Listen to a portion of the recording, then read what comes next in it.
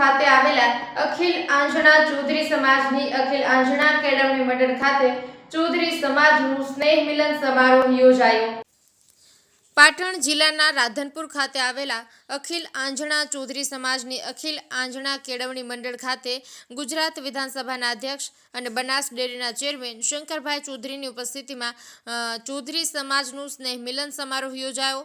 સાથે સાથે ગુજરાત વિધાનસભાના અધ્યક્ષ શંકરભાઈ ચૌધરી બનાસ ડેરીના ચેરમેન બનવા બદલ સન્માન સમારંભ યોજાયો હતો। આ પ્રસંગે મોટી સંખ્યામાં ચૌધરી સમાજના લોકો ઉપસ્થિત રહ્યા હતા। આ પ્રસંગે અખિલ આંજણા કેળવણી મંડળના પ્રમુખ ભવાનભાઈ ચૌધરી અને મંત્રી અને સમાજના આગેવાનો ખૂબ મોટી સંખ્યામાં ઉપસ્થિત રહીને રાધનપુર ખાતે સ્નેહ મિલન સમારોહ અને સન્માન સમારંભ યોજાયો હતો। અહેવાલ હરગોબન ચૌહાણ, ખબર બનાસકાંઠા ન્યૂઝ। એ ત્યાં આગળ ઝડપતા થાય એના માટેની મહેનત આપણા ઇન્સ્ટિટ્યૂટના માધ્યમથી આપણે કરવી જોઈએ, આપણા શૈક્ષણિક વ્યવસ્થાની અંદર કરવી જોઈએ। અને આ બધા કામની અંદર હું તમને ખાલી શિખામણ આપીને પૂરું કરીશ એવું નહીં, હું તમારા પર કેવું કરીશ। જ્યાં પણ જરૂર પડે ત્યાં તમે કહેજો, એના તજજ્ઞો લાવવા છે, એની વ્યવસ્થા કરવી છે, બધી વ્યવસ્થા કરાવડાવશું।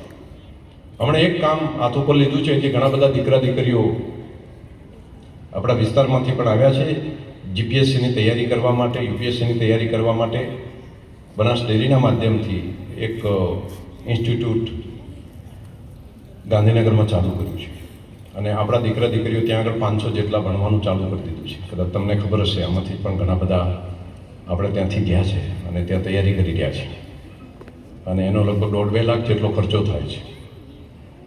તો એ બધો ખર્ચો એને ના ભોગવવો પડે, એના મા બાપને ના ભોગવવો પડે અને સારામાં સારા તજજ્ઞો લાવીને એ આ બેની અંદર હું માનું છું। મને ઘણા બધા લોકો કહે છે કે આ મૂક્યા છે એમાંથી શું થશે?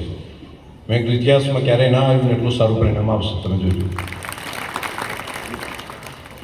તો આ એક નાનકડી શરૂઆત છે, હજુ એને નીચે સુધી પર્ક્યુલેટ કરવાની વ્યવસ્થા કરવાની છે। નાની શિક્ષણની નવી ભરતીઓ થાય તો આપણે ત્યાં પણ સિલેબસ તૈયાર કરાવો। આપણો હોલ કેવું તમે કરતા હોય તો ટ્યુટરને એની વ્યવસ્થા એમાંથી કરી શકાશે।